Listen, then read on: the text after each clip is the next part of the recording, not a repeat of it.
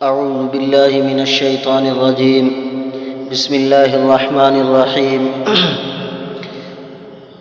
إن الله لا يستحيي أن يضرب مثلا ما بعوضة فما فوقها فأما الذين آمنوا فيعلمون أنه الحق من ربهم وأما الذين كفروا فيقولون ماذا أراد الله بهذا مثلا يضل به كثيرا ويهدي به كثيرا وما يضل به إلا الفاسقين.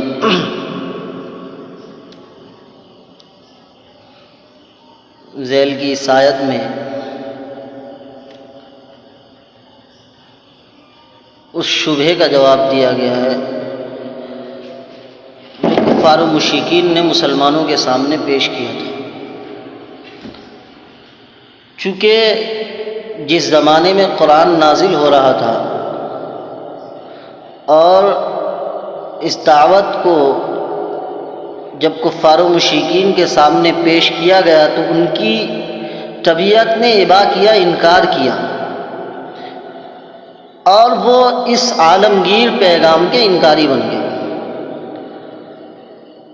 ان کی ساری تگ و دو کا حاصل یہ تھا، ساری جگت لگانے کا نتیجہ اور خلاصہ یہ تھا کہ کسی بھی طریقے سے نبی کریم صلی اللہ علیہ وسلم کی دعوت کو روک دیا جائے، ان کے ذرائع کو مسدود کر دیا جائے. ایک جگہ قرآن نے یوں تو قرآن نے کئی جگہ پر افہام و تفہیم کے ذریعے ان کے اعتراض کو سمجھایا ہے، انہیں بتایا ہے. قرآن ہی میں ایک آیت ہے، یا ایھا الانسان ما غرک بربک الکریم، کہ انسان تجھے اپنے کریم رب سے کس چیز نے دھوکے میں ڈال رکھا. تو قرآن کہیں انذار، ترغیب، ترہیب کے طریقہ کار کو استعمال میں لاتا ہے. قرآن بسا اوقات ان کے شبہات کا جواب دیتا ہے. قرآن نے ایک جگہ کہا ضعف الطالب والمطلوب، عبادت کرنے والے بھی لچر اور کمزور ہیں اور جن کی پرستش کی جا رہی ہے وہ بھی لچر اور کمزور ہیں.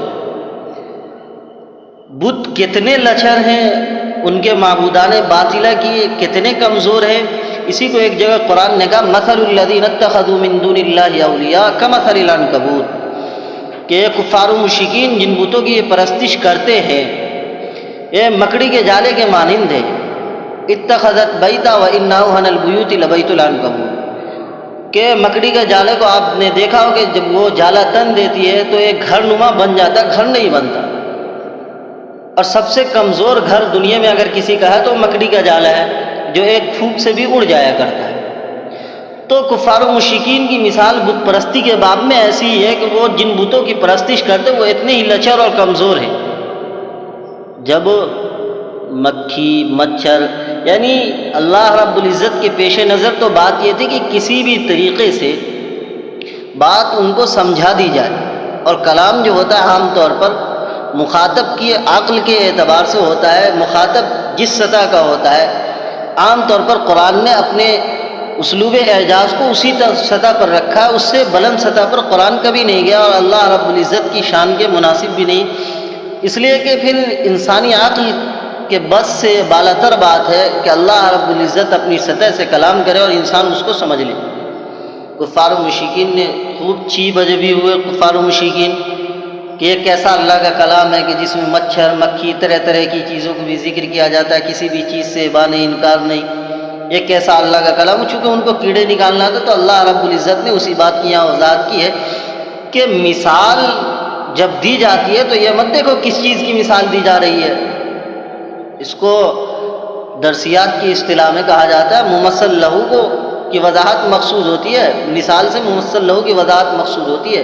تو مثال سے جو بات سمجھائی جا رہی ہے وہ سمجھو کیا سمجھایا جا رہا ہے. اس چیز کے چکر میں تم کیوں پڑے ہو کہ کس چیز کو مثال میں لایا گیا. مثال تو لائی گئی وضاحت کے لیے، تو اصل بات جو سمجھنے کی وہ تو تم سمجھ نہیں رہے کہ جن بتوں کی تم پرستش کرتے ہو، جن کے سامنے تم اپنے سر کو تسلیم خم کرتے ہو، جن کے سامنے تم دعائی دیتے ہو، فریاد کرتے ہو، جن کے سامنے تم جا کے ہاتھ ماتھے ٹیکتے ہو، جن کے سامنے تم ہاتھ پھیلاتے ہو، بالکل لچر اور کمزور ہے. اس کی پرستش عبادت چھوڑ دو، اللہ رب العزت کے سامنے جانے والے، گڑ گڑانے والے بن جاؤ، اللہ رب العزت کی الوہیت کو تسلیم کر لو. یہ تو تم سے نہیں ہوتا. لیکن اس کے ماں سوا تم کیا کرتے ہو؟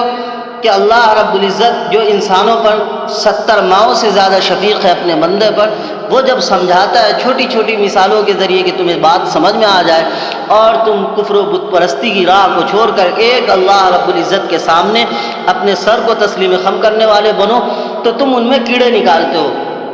ان اللہ لا یستحی ان یضرب مثلا ما بعوضۃ فما فوقها، کہ اللہ رب العزت کو اس بات سے قطعی حیا نہیں آتی کہ وہ کسی چیز کی مثال دے، خواہ مچھر مکھی کی ہو، فما فوقها، یا اس سے بھی کمتر درجے کی کوئی چیز ہو، کوئی فرق نہیں پڑتا اللہ رب العزت کو، اس سے اللہ رب العزت کی شان کبریائی میں ذرہ برابر فرق نہیں پڑتا، چونکہ اللہ رب العزت کی شان ان ساری چیزوں سے ماوراء مستغنی ہے۔ اللہ رب العزت کی شان کو ان چیزوں کے ذریعے ناپا تولا نہیں جا سکتا، اس کو معیار ترازو نہیں بنایا جا سکتا اللہ رب العزت کی کبریائی کی ذات کو ناپنے کے لیے، چونکہ اللہ رب العزت سمجھ سے بالاتر ہے۔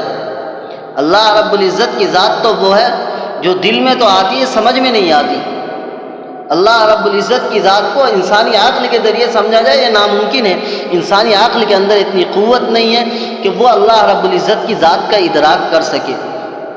بہر صورت ان کو کہا جا رہا ہے کہ یہ تو مثال سے جس بات کو سمجھایا جا رہا ہے اور جو چیز سمجھنے کی ہے اس کو چھوڑ کر تم مثالوں کے پیچھے پڑ گئے ہو، مثالوں سے کیا ہوتا جاتا ہے۔ بس اصل بات جو سمجھنے کی ہے وہ یہ کہ اللہ رب العزت جس بات کو سمجھانا چاہ رہا وہ سمجھو، اور اللہ رب العزت کو مثال دینے سے کوئی حیا نہیں آتی، چونکہ اللہ رب العزت تمہاری طرح انسان نہیں ہے۔